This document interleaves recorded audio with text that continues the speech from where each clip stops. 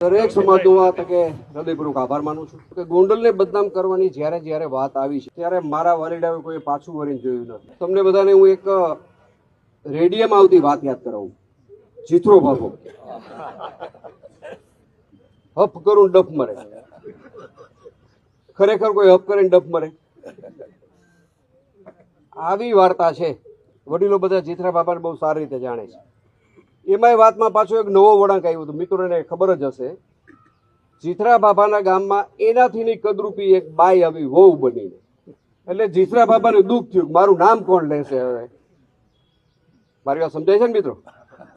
આવી બધી વાતમાં નહીં પડતા મને લાગે છે કે ગોંડલની જે રીતે પ્રગતિ છે, ગોંડલ જે રીતે સુખાકારીથી જીવે છે, ગોંડલની અંદર ધંધા ઉદ્યોગ, મને લાગે છે કે રાજકોટ અને ગોંડલ વચ્ચે કોઈ જગ્યા ખાલી નથી.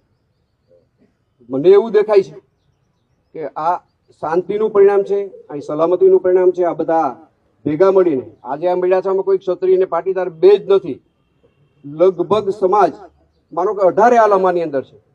બધાએ પોઝિટિવ આ વાતની દિશા લીધી છે. બધાએ બંને પક્ષને સમજાવ્યા છે. બંને પક્ષે પણ આ વાતને સાચી રીતે સ્વીકારી છે. એમને બંનેનું હૃદયપૂર્વક અભિનંદન આપું છું. હવે જ્યારે બદનામ કરવાની વાત હોય, આક્ષેપની વાત હોય, ત્યારે તો પાયા વિહોણા ગમે એવા આક્ષેપ થઈ શકે.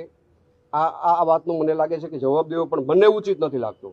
જે સંખ્યામાં ઉપસ્થિત લોકો છે, આ ખોટી વાતનો જવાબ હોય આવું મારું માનવું છે. એટલે વિશેષ વાત નહીં કરતા, આપણી શાંતિ, આપણું સંગઠન, આપણે જે રીતે અંદરો અંદરના આપણા સંબંધો છે, આપણે ભાગીદારો છીએ, આપણે પાર્ટી હારે જોડાયેલા છીએ, મારા પરિવાર હારે જોડાયેલો છું, આ ભાવના આપણી કાયમી બને એવી ભગવાનને મા આશાપુરાનું પ્રાર્થના કરું છું. અને હંમેશા જ્યારે ગોંડલને બદનામ કરવાની વાત આવે ત્યારે આપણે બધા સાથે મળીને જવાબ આપશું.